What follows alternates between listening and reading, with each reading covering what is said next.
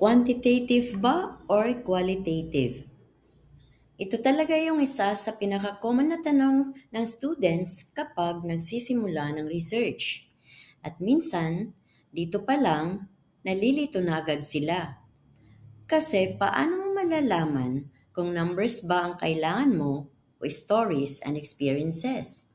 So, in this video, gagawin nating simple ang pagpili. Maraming students ang nalilito kasi iniisip nila ano ba ang mas madaling method. Pero ang tamang tanong ay, ano bang method ang best sasagot sa research problem ko? Because the best research method is the one that matches your research question. Kapag ang goal mo ay mag-measure, magbilang, or mag-analyze ng data using statistics, quantitative ang bagay sa iyo. Usually, gumagamit ito ng surveys, questionnaires, percentages, at numerical data. Example, ilang students ang gumagamit ng online learning? Or, may significant relationship ba between study habits and grades? So, kapag numbers ang hanap mo, quantitative yan.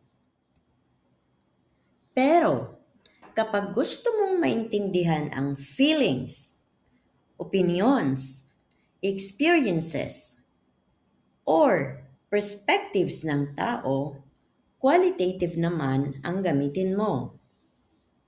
Usually, gumagamit ito ng interviews, observations, focus group discussions, at open-ended questions. Example, ano ang experiences ng students during online learning? So, instead of numbers, mas focus ito sa malalim na understanding. So, para mas simple, quantitative equals numbers, surveys, statistics, while qualitative equals words, interviews, experiences. One is focused on measurement, the other is focused on meaning. Neither is better than the other.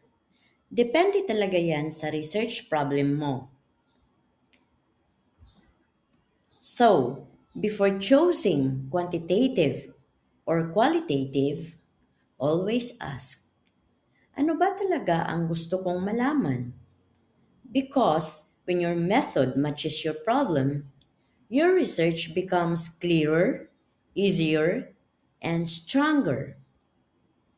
Thank you for watching. This is Research Made Simple with Dr. Lin.